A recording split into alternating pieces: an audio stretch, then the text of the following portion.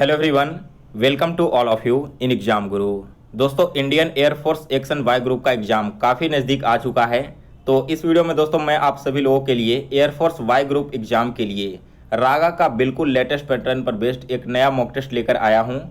इनमें दोस्तों जितने भी क्वेश्चंस इंक्लूड किए गए हैं वो सारे के सारे लेटेस्ट पैटर्न पर हैं और ऐसे ही प्रश्न आपको आने वाले परीक्षा में भी देखने को मिलेगा।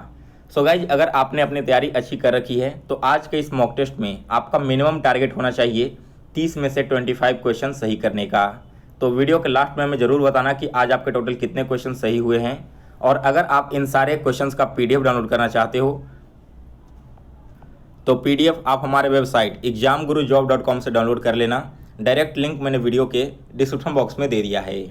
वीडियो स्टार्ट करने से पहले दोस्तों, जितने भी नए कैंडिडेट इस चैनल पर जुड़े हैं आप सभी से रिक्वेस्ट है कि चैनल को सब्सक्राइब कर साल में बेल नोटिफिकेशन को भी ऑन कर लें, ताकि जैसे ही मैं कोई नई वीडियो अपलोड करूं तो उसका नोटिफिकेशन सबसे पहले आप सभी तक पहुंच जाए। चलिए दोस्तों, अब आज का मॉक टेस्ट स्टार्ट करते हैं।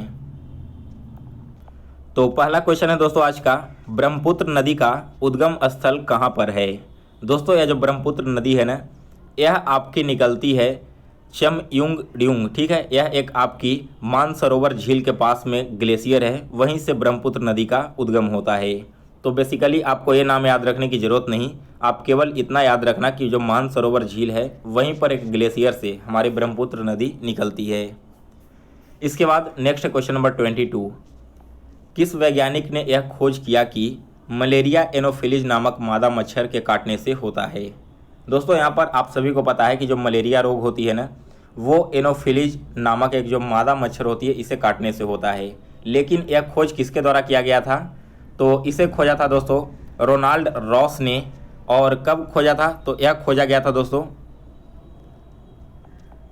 जब उन्होंने 1796 में यहाँ पर एडवर्ड जेनर ने, जो यहाँ पर फर्स्ट ऑप्शन है ना एडवर्ड जेनर, इन्होंने 1796 में टीकाकरण का खोज किया, यानी कि जिसे आप वैक्सीनेशन बोलते हो। इसके बाद आपका लुईस पास्चर, ठीक है, जो लुईस पास्चर हैं इन्होंने 1860 में रेबीज के टीके की खोज की थी। सी ऑप्शन में जो है रॉबर्ट कोच, इन्होंने 1877 में हैजा और जो टीबी रोग होता है ना इसकी खोज की थी। और जो आपके रोनाल्ड रॉस हैं वे 1857 में भारत के अल्मोड़ा में पैदा हुए थे और उन्होंने यह खोज किया कि एनोफिलीज नामक मच्छर के काटने से मलेरिया रोग होता है। 23 क्वेश्चन है, इनमें से कौन एंटीऑक्सीडेंट हैं। तो देखिए दोस्तों, एंटीऑक्सीडेंट विटामिन सी जो है ना वो एंटीऑक्सीडेंट है, यानी कि ऑक्सीकारक रोधी होता है। यह ऐसा पदार्थ होता है दोस्तों जो कि कोशिकाओं की क्षति को रोकता है या फिर इसे कम करता है। यहाँ पर दोस्तों आपका देखो, विटामिन सी के अलावा जो विटामिन ए है और विटामिन ई है, ये दोनों के दोनों विटामिन भी आपके एंटीऑक्सीडेंट हैं, तो इसे भी आप सभी लोग याद रखना। यहाँ पर देखो दोस्तों, यहाँ पर ऑप्शन नंबर विटामिन बी आ रहा है ना, तो विटामिन बी जो है ना इसमें B12 में कोबाल्ट पाया जाता है और B12 की कमी से ही हमें एनीमिया रोग होता है। तो जो भी एक्स्ट्रा फैक्ट मैंने आपको यहाँ पर बताया है इन सारे क्वेश्चंस का, वो फैक्ट भी आप सभी को याद रखना है। 24th क्वेश्चन है, अमेरिका के राष्ट्रपति कौन है। तो करेक्ट आंसर है option number B, Joe Biden. अगला क्वेश्चन है 25 नंबर, किस घटना के कारण गांधी जी ने असहयोग आंदोलन को वापस ले लिया था। दोस्तों, असहयोग आंदोलन, गांधी जी ने यह आंदोलन लिया था चौरी चौरा घटना के बाद से, यानी कि ऑप्शन ए इस क्वेश्चन का करेक्ट आंसर है। दरअसल दोस्तों 1922 में हुआ क्या था कि कुछ प्रदर्शनकारियों ने, जो आंदोलनकारी थे, एक थाने में आग लगा दी थी और वहाँ पर लगभग 22 पुलिसकर्मी को जिंदा जला दिया था। इसी घटना के बाद से महात्मा गांधी ने चौरी चौरा जो कांड हुआ ना, इसके बाद से असहयोग आंदोलन को वापस ले लिया। नेक्स्ट क्वेश्चन नंबर 26, निम्नलिखित में से किस धातु के साथ लोहे का उपयोग कर स्टेनलेस स्टील का उत्पादन होता है। तो देखिए, लोहे में मिलाया जाता है क्रोमियम को और इन दोनों को मिलाने के बाद स्टेनलेस स्टील का निर्माण होता है। नेक्स्ट क्वेश्चन नंबर 27, राष्ट्रमंडल खेलों का पहली बार 1930 में कहाँ में आयोजन हुआ था। दोस्तों, यह जो आपके राष्ट्रमंडल खेल हैं इसका आयोजन सबसे पहले 1930 में कनाडा में किया गया था। बी ऑप्शन इस क्वेश्चन का करेक्ट आंसर है। इसके बाद अगला क्वेश्चन है 28 नंबर, बांग्लादेश में किस नदी को पद्मा के नाम से जाना जाता है। दोस्तों, पद्मा के नाम से हम जानते हैं गंगा नदी को, यानी कि बी ऑप्शन इस क्वेश्चन का करेक्ट आंसर है। अगला क्वेश्चन है 29 नंबर, भारतीय पुनर्जागरण का पिता किसे कहा जाता है? दोस्तों भारतीय पुनर्जागरण इसका पिता कहा जाता है राजा राम मोहन राय को। ऑप्शन ए इस क्वेश्चन का करेक्ट आंसर है। इसके अलावा दोस्तों राजा राम मोहन राय ने 1828 ईस्वी में ब्रह्म समाज की स्थापना की थी। तो यह भी आप लोग याद रखना, कई बार एग्जाम में क्वेश्चन पूछ लिया गया है। नेक्स्ट है क्वेश्चन नंबर 30। डेमोक्रेसी शब्द किस भाषा से लिया गया है? दोस्तों यह जो डेमोक्रेसी शब्द है ना, यह लिया गया है आपके ग्रीक भाषा से। ऑप्शन ए इस क्वेश्चन का करेक्ट आंसर है। और इस डेमोक्रेसी का मतलब क्या होता है? डेमोक्रेसी का मतलब है लोगों का शासन, यानी कि ऐसा राज्य जहां पर लोग शासन करें। इसके बाद अगला क्वेश्चन है 31 नंबर। यदि हैंड को इस प्रकार से लिखा जाता है तो रोट को हम कैसे लिखेंगे? देखिए दोस्तों, अगर आप h को -3 करोगे ना तो आपको e मिलेगा, a को -3 करोगे तो x मिलेगा, n को -3 करने पर r मिलेगा एंड d को -3 करने पर i मिलेगा। दैट मीन्स कि यहाँ पर सॉरी एक मिनट, थोड़ा सा कन्फ्यूजन हो गया। h में 3 माइनस करोगे तब तो आपको e मिलेगा, a में 3 माइनस करोगे तो आपको x मिलेगा, ठीक है। लेकिन n में आपको 4 ऐड करना होगा तब जाके r मिलेगा, और d में अगर आप 4 ऐड करोगे तब जाके आपको i मिलने वाला है। यानी कि पहला जो दोस्तों 2 अल्फ़ाबेट है ना, उसमें तो 3 ऐड करना है, तीसरा अल्फ़ाबेट में 4 ऐड करना है और चौथे अल्फ़ाबेट में 5 ऐड करना है, ठीक है। तो यहाँ पर सबसे पहले r है, r में से अगर हम 3 माइनस करेंगे तो हमें मिलेगा o में से 3 माइनस करेंगे तो हमें मिलेगा l, t में अगर आप 4 ऐड करोगे तो आपको मिलेगा x, और e में अगर आप 4 ऐड करोगे तो आपको मिलेगा j। यानी कि दोस्तों रोट का कोड होगा OLXG। ऑप्शन नंबर बी इस क्वेश्चन का करेक्ट आंसर है। अगला क्वेश्चन देखिए 32 नंबर। 9, 25 और 49 आपको बताना है कि आगे आने वाले टर्म में कौन सा नंबर आएगा। तो 9 देखिए किसका स्क्वायर है? यह आपका 3 का स्क्वायर हो गया। 25 5 का स्क्वायर है और 49 आपका 7 का स्क्वायर है। यानी कि अब जो अगला टर्म आएगा ना, वो यहाँ पर 9 का स्क्वायर होना चाहिए, और 9 का स्क्वायर 81 होता है। दैट मीन्स कि ऑप्शन नंबर डी इस क्वेश्चन का करेक्ट आंसर है। 33 क्वेश्चन है। एक आदमी उत्तर पश्चिम की तरफ मुख किए हुए है, वह 90 डिग्री दक्षिणावर्त दिशा में मुड़ता है और फिर 135 डिग्री वामावर्त दिशा में मुड़ जाता है। तो अब वह किस दिशा की ओर देख रहा है? यहाँ पर देखो दोस्तों, इस क्वेश्चन को कैसे सॉल्व करना है। सबसे पहले आप सभी के सामने मैं इस तरह से डायरेक्शन बना देता हूँ। एक सेकेंड, यहाँ पर देखो, ये आपका नॉर्थ हो गया, साउथ हो गया, ईस्ट हो गया और वेस्ट हो गया। यहाँ पर क्या कहा गया है कि एक आदमी जो है वो उत्तर पश्चिम की ओर यानी कि नॉर्थ वेस्ट की ओर मुख करके खड़ा है। वो व्यक्ति यहाँ पर खड़ा है इस डायरेक्शन में।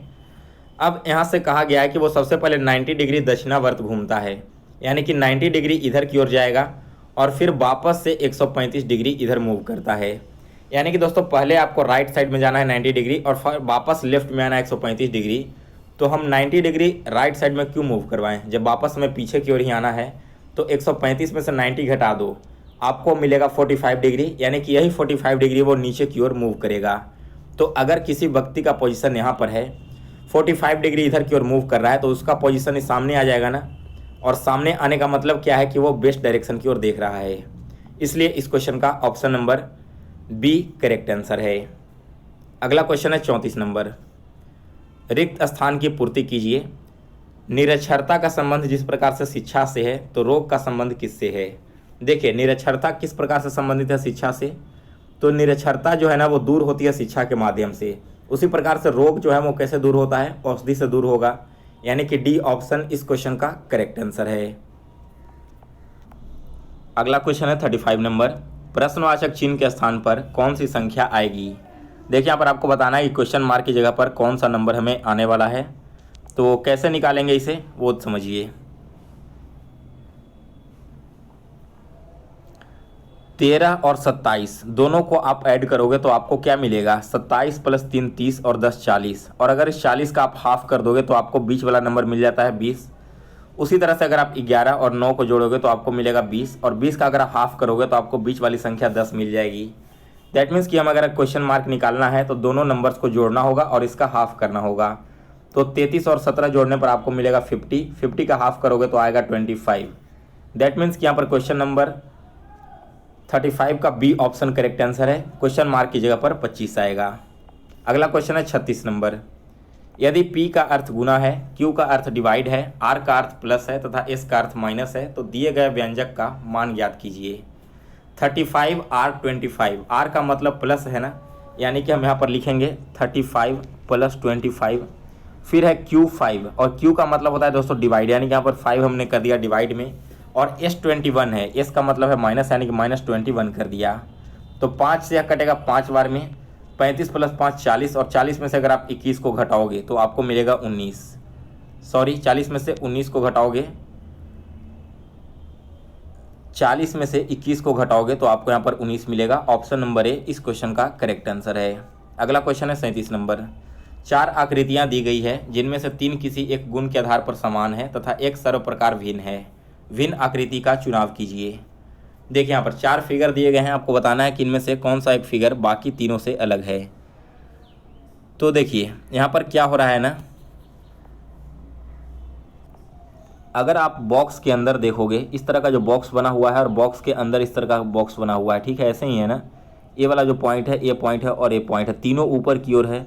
इसमें भी आपको तीनों दिख रहा होगा कि ऊपर की ओर है, और यहाँ पर भी आपको तीनों दिख रहा होगा कि ऊपर की ओर है। यानी कि D, C एंड A में जो बॉक्स है वो तीनों ऊपर की ओर है।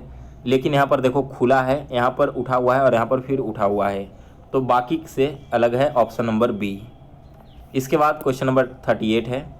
वह आरेख चुनिए जो दिए गए वर्णों के बीच संबंध का सही निरूपण करता हो। भिंडी, सेब और फल, इन तीनों को कौन निरूपित करेगा? तो ध्यान दीजिए, सेब जो है ना वो फल के अंदर आएगा, यानी कि फ्रूट्स के लिए हमने अगर एक वेन डायग्राम बनाया तो सेब जो इसी के अंदर आ जाएगा। और भिंडी क्या है, वो सब्जी है, तो भिंडी के लिए एक अलग से वेन डायग्राम बन गया। दैट मीन्स कि इस क्वेश्चन का option number B correct answer है। Next question number 39। 8:30 घंटे और मिनट की सुइयों के बीच में कोण कितना होगा? 8:30 PM पर जो आवर हैंड है एंड मिनट हैंड है, इन दोनों के बीच में कितने डिग्री का कोण बनेगा यह बताना है। तो देखो सबसे पहले 8:30 जब हो रहा है ना, तो आवर्स हैंड में कितने डिग्री का कोण बनता है? जब भी 360 डिग्री का आपका होल कोण है, जिसमें से 60 में हम इसे डिवाइड कर देंगे, क्योंकि हमें यहाँ पर जो मिनट है ना या फिर आवर है उसे कन्वर्ट करके 60 में लाना होगा। तो यहाँ पर आपका जो एक मूव करेगा ना सुई का कांटा, उसमें 6 डिग्री का कोण बनाएगा। यहाँ पर मूव और कितने कर रहा है, इसके लिए हम सबसे पहले क्या निकालेंगे कि आगे हमारा जो घड़ी का कोण है ना 6, 7, 8 और 9, इसके बीच में कितना डिग्री बन रहा है। 8.5 कहने का मतलब क्या हो गया, अगर 8:30 हो रहा है, यानी कि आवर वाला जो हैंड है ना वो 8 और 9 के बीच में होगा और मिनट वाला हैंड 30 पर होगा। तो इन दोनों के बीच में कितने डिग्री बन रहा है यहाँ पर टोटल? 6 से 7 तक जाने में आपका 5 यूनिट, 7 से 8 तक जाने में 5 यूनिट और 8 से 8.5 तक जाने में 2.5 यूनिट, यानी टोटल 12.5 यूनिट यहाँ पर बन रहा है। और एक यूनिट में 6 डिग्री का कोण बनता है, तो 12.5 यूनिट में कितने डिग्री का कोण बनेगा? यहाँ पर बन जाएगा टोटल 75 डिग्री का कोण। दैट मीन्स कि बी ऑप्शन इस क्वेश्चन का करेक्ट आंसर है। कैसे सॉल्व किया यहाँ पर दोस्तों एक बार फिर से समझ लो, जिन लोगों को कन्फ्यूजन हो रहा है, क्योंकि इस तरह के क्वेश्चन अगर आपसे एग्जाम में आ गए तो काफ़ी टाइम लग जाएगा अगर आपको पहले से ट्रिक मालूम ना हो तो। देखो एक जो आवर होता है ना, जैसे मान लो 6:07 बजा, तो इसके बीच में टोटल 5 ऐसे पॉइंट्स दिए हुए रहते हैं, यानी कि 5 यूनिट आपका हो जाता है 1 घंटा होने पर। और 1 यूनिट जो है ना वो 6 डिग्री का कोण बनाता है। दैट मीन्स कि अगर 1 घंटे में हमें टोटल 30 डिग्री का कोण बनने को मिलेगा, तो इसी तरह से हमें टोटल 2.5 घंटे का बताना है ना गैप, क्योंकि मिनट और जो आवर के बीच का डिफरेंस है वो 2.5 घंटे का था। तो यहाँ पर इस तरह से हमने कैलकुलेट कर लिया, आपका 6 यूनिट के अनुसार 75 यूनिट आंसर आ गया। नेक्स्ट देखेंगे क्वेश्चन नंबर 40। उस उत्तर आकृति को चुनिए जिसमें प्रश्न आकृति निहित है।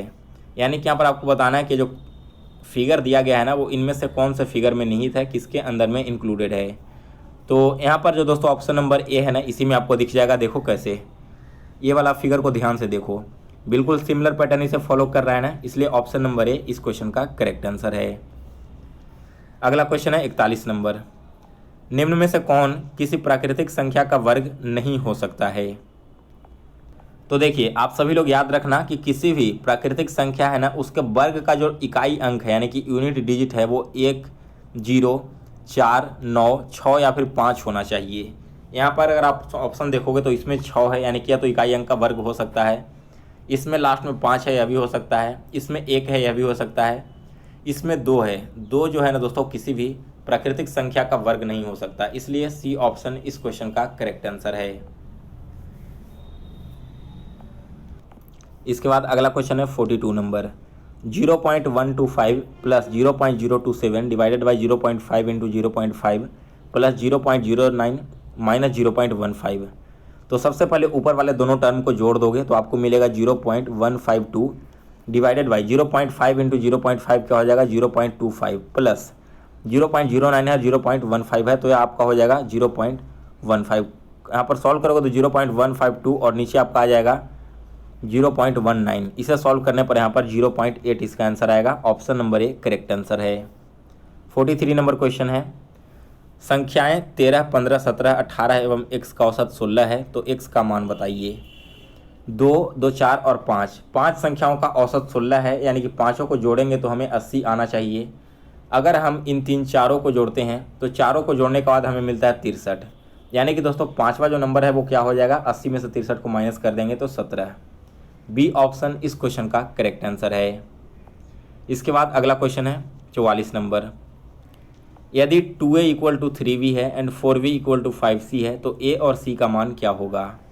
देखिए 2a इक्वल टू 3b यानी कि a upon b equal to क्या हो जाएगा 3/2 और v upon c equal to क्या हो जाएगा, इसको अगर सॉल्व करेंगे हम तो 5/4।